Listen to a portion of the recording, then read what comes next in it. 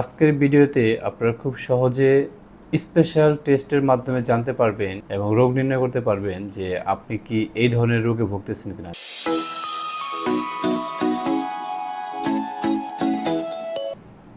আসসালামু আলাইকুম দর্শক, সবাই কেমন আছেন? আশা করি সবাই ভালো আছেন। আমি ডাক্তার সাদ্দাম হোসেন মোল্লা, ফিজিওথেরাপিস্ট, কর্মরত আছি health evolution and pain care physiotherapy সেন্টারে।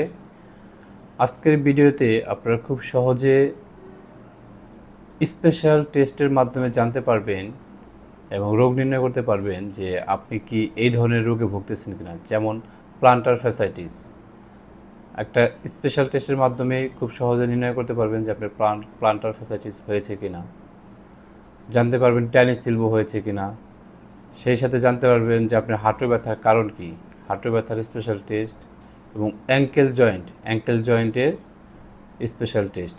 আজকে আমরা কয়েকটা স্পেশাল টেস্ট নিয়ে আলোচনা করব এবং আপনাদেরকে দেখিয়ে দিব যে কিভাবে খুব সহজে এই স্পেশাল টেস্টগুলো করে রোগ নির্ণয় করা যায়।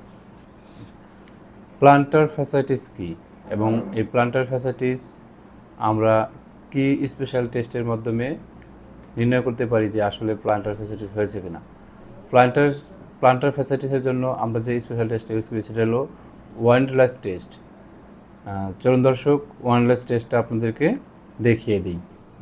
হ্যাঁ, আমরা প্লান্টার ফ্যাসাইটিসের জন্য ওয়ান্ডারলাস টেস্টটা করব। ওয়ান্ডারলাস টেস্টটা করার জন্য আমরা যে ফার্স্ট মেটাকার্পাল জয়েন্ট আছে, এরকম করে আস্তে আস্তে নিচের দিকে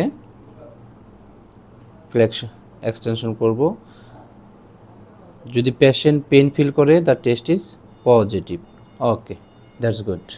চলুন দর্শক, এখন আমরা হাঁটু ব্যথার একটি স্পেশাল টেস্ট আপনাদের দেখাবো, ম্যাকমুরি টেস্ট। ম্যাকমুরি টেস্ট সাধারণত মিনিসকাস ইনজুরির ক্ষেত্রে আমরা ম্যাকমুরি টেস্ট করি, যে হাঁটুতে আসলে অনেক কারণে ব্যথা হয়ে থাকতে পারে। মিনিসকাস ইনজুরির কারণে যদি ব্যথা হয়ে থাকে তাহলে আমরা এই ম্যাকমুরি টেস্টটা করে খুব সহজেই একটা মাত্র স্পেশাল টেস্ট করে বুঝতে পারবো যে আসলে তার মিনিসকাস ইনজুরি আছে কিনা বা হাঁটু ব্যথাটা কী কারণে হচ্ছে। হ্যাঁ, পেশেন্টকে এভাবে সোপাইন পজিশনে শোয়াই দিবেন, নি ফ্লেক্স করবেন, ফ্লেক্স করে মিডিয়ালি রোটেট করে আমরা প্রথমে ল্যাটারাল রোটেট করে আস্তে আস্তে এক্সটেন্ড করব, দেন হচ্ছে আবার ফ্লেক্স করব, দেন মিডিয়ালি রোটেট করে দেন হচ্ছে এক্সটেনশন করব। যদি পেশেন্ট পেন ফিল করে দ্যাটস মিন হচ্ছে টেস্ট ইজ পজিটিভ। এভাবে আমরা খুব সহজেই ম্যাকমুরি টেস্ট করে দেখতে পারি যে তার হাঁটুতে মিনিসকাস ইনজুরি আছে কিনা। ওকে চলুন দর্শক, এখন আমরা খুব সহজেই ট্যানিস এলবো বা ল্যাটারাল এপিকন্ডাইলাইটিসের যে সমস্যা, যারা বিশেষ করে হাত দিয়ে রান্না বাড়া করে বা টেনিস খেলে তাদের নর্মালি টেনিস এলবো হয়। টেনিস এলবোর জন্য আমরা খুব সহজে একটা টেস্ট করে জানতে পারি, একটা স্পেশাল টেস্ট। সেটা কি? সেটা হচ্ছে মিলস টেস্ট।